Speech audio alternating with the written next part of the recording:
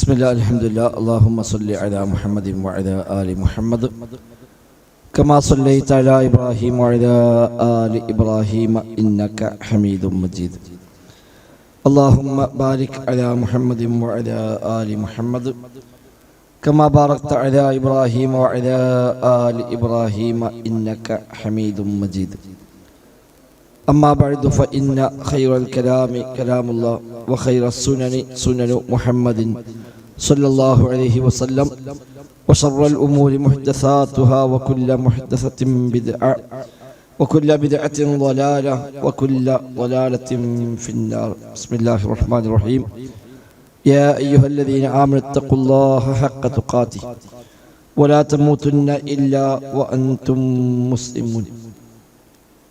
ബഹുമാന്യരായ സഹോദരങ്ങളെ, റഹ്മാനായ റബ്ബ് സുബ്ഹാനഹു വ തആലയുടെ നിയമ നിർദ്ദേശങ്ങൾ കഴിവിൻ്റെ പരമാവധി ജീവിതത്തിൽ പാലിക്കുവാൻ പരിശ്രമിച്ചുകൊണ്ട് മുത്തഖീങ്ങളായി ജീവിക്കണേ എന്ന് പ്രത്യേകമായി ഓർമ്മപ്പെടുത്തുകയാണ്. അല്ലാഹു സുബ്ഹാനഹു വ തആല തൗഫീഖ് പ്രദാനം ചെയ്യുമാറാവട്ടെ. സൂറത്തുൽ അംബിയായിലെ 31 വരെയുള്ള ആയത്തുകളാണ് നമ്മൾ എടുത്തത്. ഇനി 32 മുതലാണ് എടുക്കേണ്ടത്. أعوذ بالله من الشيطان الرجيم. بسم الله الرحمن الرحيم.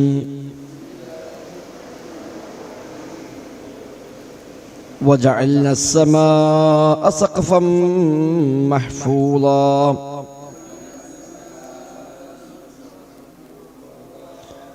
وهم عن آياتها معرضون. وهو الذي خلق الليل والنهار والشمس والقمر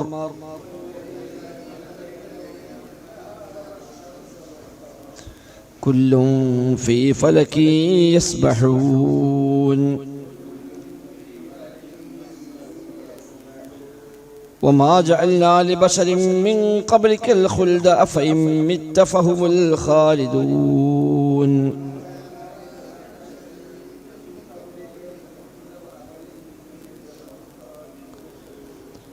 كل نفس ذائقة الموت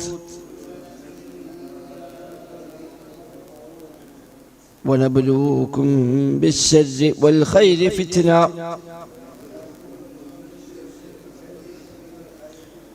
وإلينا ترجعون.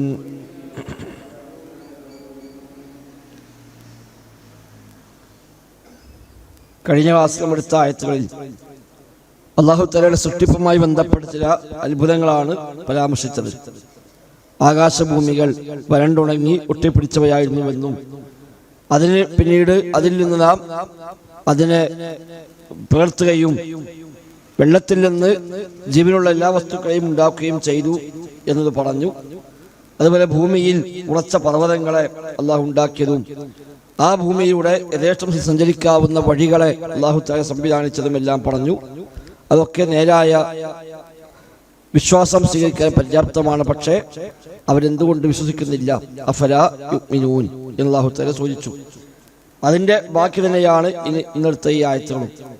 وجعلنا السماء سقفا محفوظا وجعلنا നാം ആക്കുകയും ചെയ്തു السماء ആകാശത്തെ സഖഫൻ മഹ്ഫൂള സുരക്ഷിതമായ ഒരു മേൽക്കൂരയാക്കുകയും ചെയ്തു. സഖഫ് മേൽക്കൂര, റൂഫ്.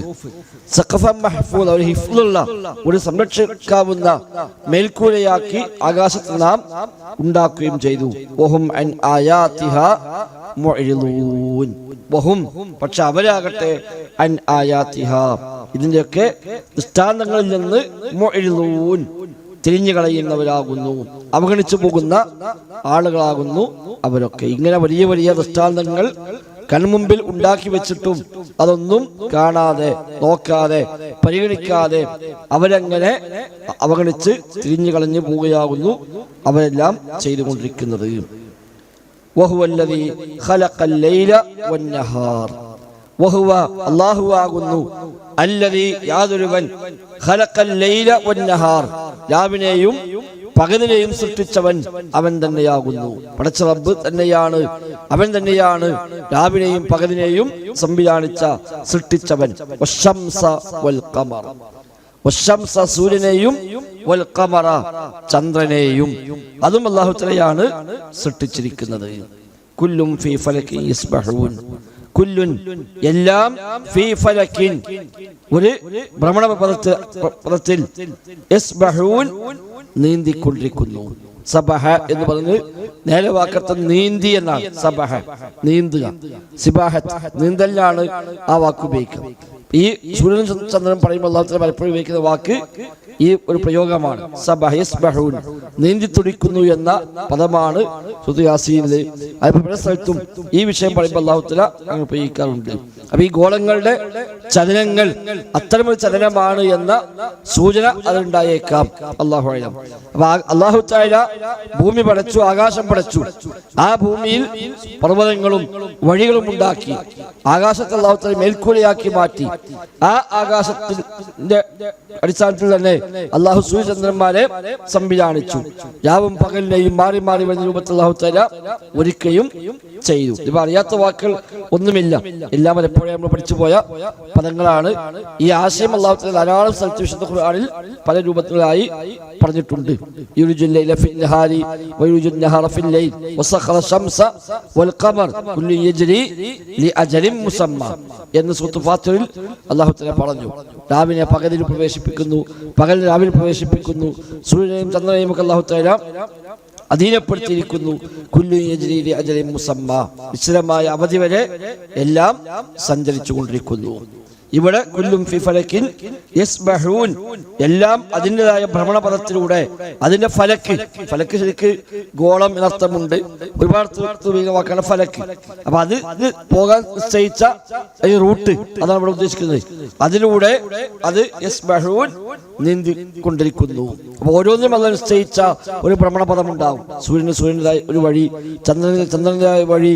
അതൊന്നും അങ്ങോട്ടും ഇങ്ങോട്ടും തെറ്റുന്നില്ല, ഒന്നും മറ്റൊന്നിനെ മറികടന്ന് പോകുന്നില്ല. യാസീൻ പറഞ്ഞല്ലോ,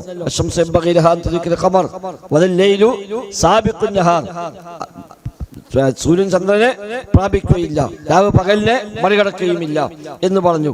അപ്പൊ ഓരോന്നിനും അല്ലാഹു തആല നിശ്ചയിച്ച സമയത്ത് തന്നെയാണ് അത് പോയിക്കൊണ്ടിരിക്കുന്നത്. അതിന് ഒരു ഏറ്റ വ്യത്യാസം വരില്ല, ഓവർടേക്ക് ചെയ്ത് പോവുകയില്ല, എവിടെയെങ്കിലും ഈ താളം തെറ്റുന്നില്ല. എല്ലാം അല്ലാഹു തആല സിസ്റ്റമാറ്റിക്കായി വ്യവസ്ഥാപിതപ്പെടുത്തിയിരിക്കുന്നു. സൂറത്തുൽ മുൽക്കിൽ തബാറക സ്വയം പറഞ്ഞു, മാ തറാ ഫീ ഖൽഖിർ റഹ്മാനി മിൻ തഫാവുത് ഫർജിൽ ബസറ ഹൽ തറാ മിൻ ഫുതൂർ. റഹ്മാനായ റബ്ബിന്റെ സൃഷ്ടിപ്പിൽ ഒരു ഏറ്റ വ്യത്യാസവും എനിക്ക് കാണാൻ കഴിയുകയില്ല. വല്ല വിടവുമുണ്ടോ എന്ന് നീ ഒന്നുകൂടെ നോക്കുക.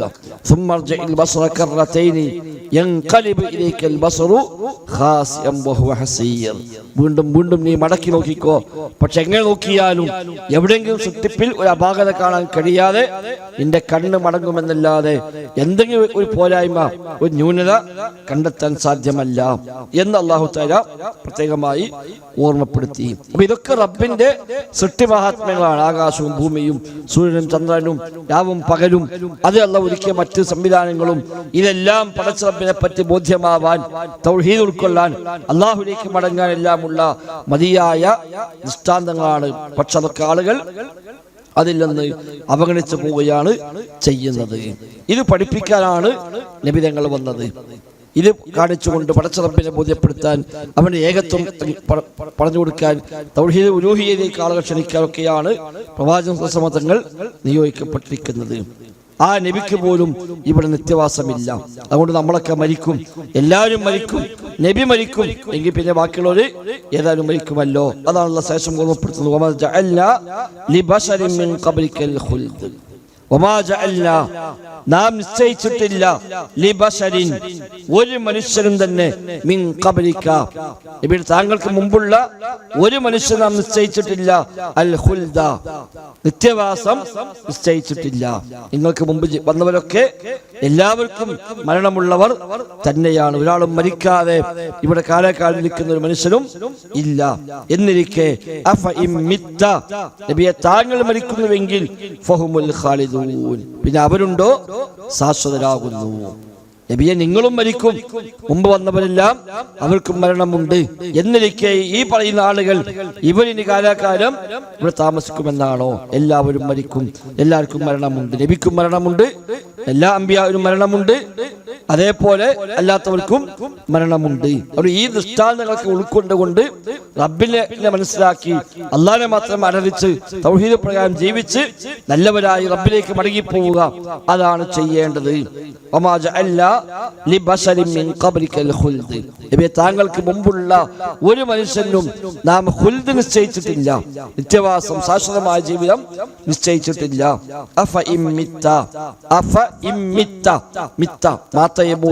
എന്ന പദത്തിൽ നിന്നാണ് മിത്ത, നിങ്ങൾ മരിച്ചു അർത്ഥം. മുത്ത എന്നും പറയാം, മിത്ത എന്നും പറയാം.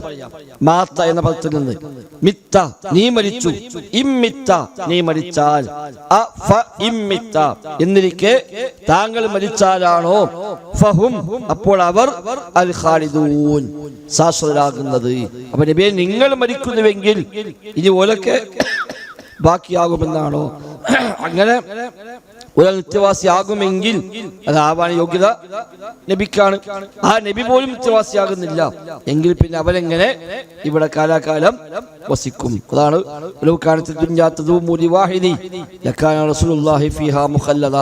എന്ന് കവി പറഞ്ഞു കാണാൻ പറ്റും. ഈ ദുനിയാവ് ആർക്കെങ്കിലും നിത്യവാസം ഉണ്ടാകുമായിരുന്നുവെങ്കിൽ അള്ളാഹു റസൂൽ തങ്ങൾ അതിൽ ഖാലിദാകുമായിരുന്നു. ഷാ നബിയും വഫാത്താകുന്നുണ്ട്. അപ്പൊ നബിയെ നിങ്ങൾ വഫാത്താകുന്നു എങ്കിൽ പിന്നെ അവരുണ്ടോ? ശാശ്വതരാകുന്നു. അവിടെ എല്ലാവരും മരിച്ചേ പറ്റൂ. കുല്ലു നഫ്സിൻ ദാഇഖത്തുൽ മൗത്ത്.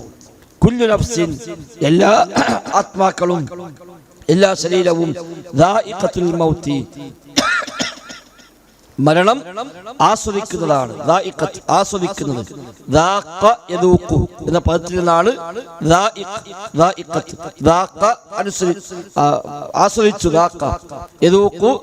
ആസ്വദിക്കും, ആസ്വദിക്കുന്നത്. നഫ്സ് സ്ത്രീലിംഗമായതുകൊണ്ടാണ് എന്ന് ഉപയോഗിച്ചത്. കുല്ലു നഫ്സിൻ എല്ലാ നഫ്സും മരണത്തെ രുചിക്കുന്നതാണ്, അനുഭവിക്കുന്നതാണ്, ആസ്വദിക്കുന്നതാണ്. മരണം ആസ്വദിക്കാത്ത ഒരാളും തന്നെ ഇല്ല. ജനിച്ചവരെല്ലാം മരിച്ചേ പറ്റൂ. പടച്ച റബ്ബിന് മാത്രമാണ് മരണമില്ലാതെ ഹയ്യുൽ ഖയ്യൂമായവൻ. അല്ലാഹു ലാ ഇലാഹ ഇല്ലാ ഹുവൽ ഹയ്യുൽ ഖയ്യൂം. മറ്റൊരാളും ഹയ്യല്ല. ചിലപ്പോൾ അധികം ആയുസ് കിട്ടും, ചിലപ്പോൾ ആയുസ് കുറയും എന്നല്ലാതെ മരണമില്ലാത്ത അവസ്ഥയില്ല. ഈസാ നബി സ്വല്ലല്ലാഹു അലൈഹി വസല്ലമയും ഇപ്പോഴും മരിച്ചിട്ടില്ല എന്നേ ഉള്ളൂ, അദ്ദേഹത്തിനും മരണമുണ്ട്. ജിബ്രീലും മീകായിലും ഇസ്രാഫീലും അടക്കമുള്ള മലക്കുകളെല്ലാം മരിക്കും. മലക്കുൽ മൗത്ത് അടക്കം മരിക്കുമെന്ന് ഹദീസിൽ പഠിപ്പിക്കപ്പെട്ട് കാണാൻ പറ്റും. മലക്കുൽ മൗത്ത് വരെ ഒന്നാമത്തെ ഊത്തില് എല്ലാ റൂഹും പിടിക്കാൻ ഏൽപ്പിക്കപ്പെട്ടത് മലക്കുൽ മൗത്താണ്. അത് കഴിഞ്ഞതിന് ശേഷം ആ മലക്കുൽ മൗത്തിനെയും അല്ലാഹു തആല മരിപ്പിക്കും. എല്ലാവരെയും റൂഹ് പിടിച്ച് എല്ലാം കഴിഞ്ഞതിന് ശേഷം മലക്കുൽ മൗത്ത് റബ്ബിലേക്ക് വരികയും ഇനി ഞാനും നീയും മാത്രമാണ് ബാക്കിയുള്ളത്, അല്ലാതെ എല്ലാവരും മരിച്ചു കഴിഞ്ഞു എന്ന് പറയുമ്പോൾ റബ്ബ് പറയും നീയും മരിച്ചേ പറ്റൂ എന്ന് പറയുകയും മലക്കുൽ മൗത്ത് അല്ലാഹു തആല മരിപ്പിക്കുകയും ചെയ്യും എന്ന് ചില ഹദീസുകളിൽ കാണുന്നുണ്ട്. ഇപ്പൊ മരിക്കാത്ത ആരുമില്ല, അല്ലാഹ് മാത്രമാണ് ഹയ്യായിട്ടുള്ളവൻ, എന്നെന്നും ജീവിച്ചിരിപ്പുള്ള നിത്യ ജീവനുള്ളവൻ പടച്ച റബ്ബ് മാത്രം. അല്ലാത്തവരുടെ ഹയാത്തൊക്കെ അത് നുഖ്സാൻ, ഒരു കുറവുള്ള പോരായ്മയുള്ള ഹയാത്തുകളാണ്. അള്ളാഹുവിന്റെ കാമിലായ ഹയാത്താണ്. അത് ഒരു കാലത്തും എവിടെയെങ്കിലും അതിൽ ഒരു കുറവുണ്ടാകുന്നില്ല. അല്ലാത്തവർക്കൊക്കെ അത് ഇല്ലാതാകുന്ന ഘട്ടമുണ്ട്. അതിന് വ്യത്യസ്തമായ പോരായ്മകൾ, ന്യൂനതകൾ എല്ലാം അതിലുണ്ടാകും. കുല്ലു നഫ്സിൻ എല്ലാ നഫ്സും ദാഇഖത്തുൽ മൗത്ത് മരണം ആസ്വദിക്കുന്നതാണ്, അനുഭവിക്കുന്നതാണ്. വനബ്ലൂകും ബിശ്ശർരി വൽ ഖൈരി ഫിത്ന. വനബ്ലൂകും നാം നിങ്ങളെ പരീക്ഷിക്കും, ബിശ്ശർരി ശർറ് കൊണ്ട്, വൽ ഖൈരി ഖൈർ കൊണ്ടും, ഫിത്നതൻ ഒരു പരീക്ഷിക്കൽ നാം പരീക്ഷിക്കും. ഫിത്ന രണ്ട് രൂപത്തിലും വരാം അർത്ഥം. പരീക്ഷണം നന്മയായും വരാം, തിന്മയായും വരാം. ആരോഗ്യം പരീക്ഷണമാണ് അർത്ഥം. രോഗം പരീക്ഷണമാണ്, നമുക്ക് എല്ലാവർക്കും അറിയാം. രോഗമെന്ന് നമ്മൾ പല സാധനമില്ല, പഠിച്ചവരുടെ പരീക്ഷണമാണ്. ആരോഗ്യം അതും പരീക്ഷണമാണ്. പക്ഷെ അത് പലപ്പോഴും പരീക്ഷണമായിട്ട് നമുക്ക് തോന്നലില്ല. അസുഖം വരുമ്പോഴാണ് പറയാം പരീക്ഷണമാണെന്ന്. ഒരു അസുഖവും ഇല്ല, നല്ല റാഹത്താണ്, അതൊരു പരീക്ഷണമാണ്. ഈ ആരോഗ്യം എന്ത് ചെയ്യുന്നു, എങ്ങനെ വിനിയോഗിക്കുന്നു എന്ന്. സാമ്പത്തികമായി ആകെ പൊളിഞ്ഞ് പാപ്പരായി വല്ലാത്ത ബുദ്ധിമുട്ടും പ്രയാസവും ഒന്നും നടക്കുന്നില്ല, അത് പരീക്ഷണമാണ്. എന്നാൽ നല്ല സാമ്പത്തിക ആശ്വാസം ഉണ്ടെങ്കിലോ അതും പരീക്ഷണമാണ്. വീടില്ലാത്ത പരീക്ഷണമാണെങ്കിൽ വീടുള്ളതും പരീക്ഷണമാണ്. എല്ലാം പരീക്ഷണമാണ്.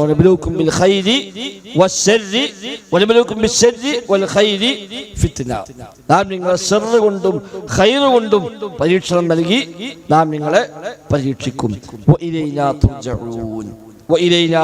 നമ്മിലേക്ക് തന്നെ തുർജഊൻ, നിങ്ങൾ മടക്കപ്പെടുകയും ചെയ്യും.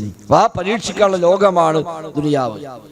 ഇത് പരീക്ഷണത്തിന്റെ ലോകമാണ്. ദുനിയാവ് എന്നുള്ളത് പരീക്ഷണത്തിനായി അള്ളാഹു നിശ്ചയിച്ച ലോകമാണ്. ഇവിടെ പരീക്ഷണം വരും. അത് പല രൂപത്തിൽ പരീക്ഷണങ്ങൾ വരും. ഖൈറായും വരാം, ശർറായും വരാം. ആ പരീക്ഷ സമയം കഴിഞ്ഞാൽ പിന്നെ റബ്ബിലേക്ക് മടങ്ങിച്ചെല്ലുന്നു. ഈ പരീക്ഷണത്തിൽ എങ്ങനെയാണ് അവൻ കൈകാര്യം ചെയ്തത്, അവൻ വിജയിച്ചുവോ പരാജയപ്പെട്ടുവോ എന്നൊക്കെയുള്ള ഒരു നോട്ടമാണ് അവിടെ. അതിന് കണക്ക് ബോധിപ്പിക്കാനായി റബ്ബിലേക്ക് മടക്കപ്പെടുകയും ചെയ്യും. തുർജഊൻ, നമ്മിലേക്ക് തന്നെ നിങ്ങൾ മടക്കപ്പെടുകയും ചെയ്യും. അല്ലാഹു അക്ബർ. ബിസ്മില്ലാഹിർ റഹ്മാനിർ റഹീം. വജഅൽന السماء سقفا محفوظا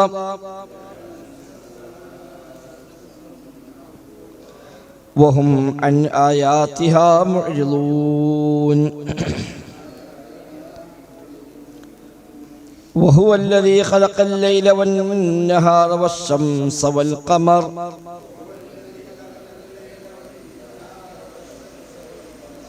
كل في فلك يسبحون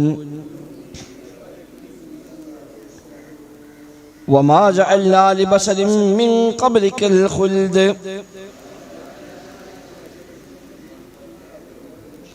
أفإن مت فهم الخالدون كل نفس ذائقة الموت